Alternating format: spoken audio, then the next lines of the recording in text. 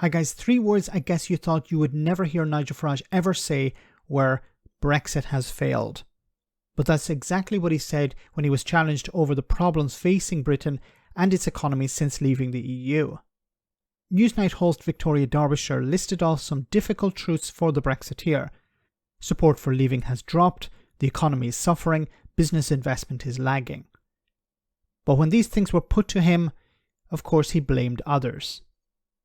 A poll from last month showed that this is a general Brexit question. 53% of people say it was wrong to Brexit. That was a poll last month. Around 1 in 5 Leave voters regret it. The OBR forecasts a 4% hit to the economy over the medium to long term. Don't make me laugh on that. Hang on, that's 40 billion in tax revenues. The UK...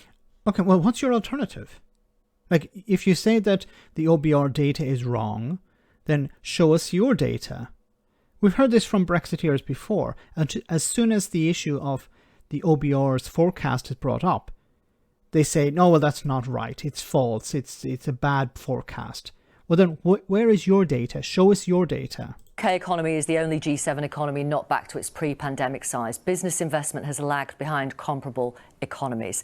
Economically, the UK would have been better staying in, wouldn't it? I don't think that for a moment. But what I do think... Based on all that? But what I do think is we haven't actually benefited from Brexit economically, when we could have done. I mean, what Brexit's proved, I'm afraid, is that our politicians are about as useless as the commissioners in Brussels were. Wow. So you convinced people to end their own freedom of movement. You convinced people to throw import and export businesses under a bus, which have driven up costs, which has added to inflation, which has made life for ordinary people in Britain more expensive. And all you have to show for it is, well, we got crummy politicians who are like the crummy politicians in Brussels.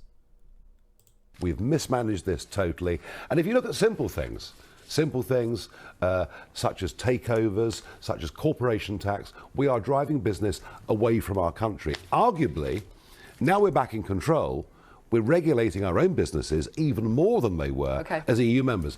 Brexit has failed. For you then?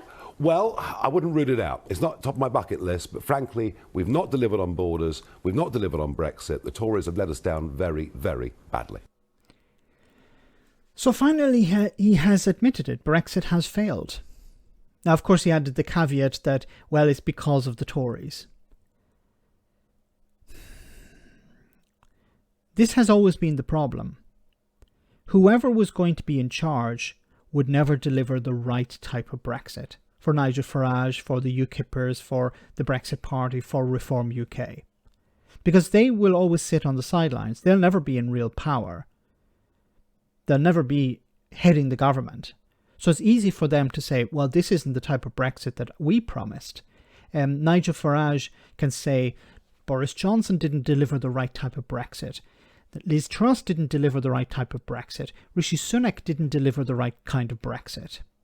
So they will always move the goalposts and say, well, this is the type of Brexit that we wanted, where the UK will be number one, where we would have control of our fish, where we would be able to export into the single market as if we were a member of it. We would have our cake and would eat it too. And that's what he sold to people.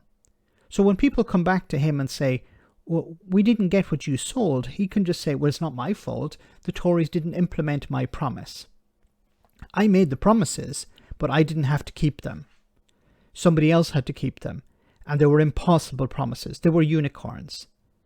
And, you know, it's easy for me to make promises back in 2016, contradictory ones. Things like, yes, we can be like Switzerland, we can be like Norway. And then later saying, well, we're not actually going to be like Norway, we're not going to be like Switzerland. Daniel Hannan saying that no one was talking about leaving the single market. The whole issue with Northern Ireland. All of these things were ignored as Project Fear, scaremongering.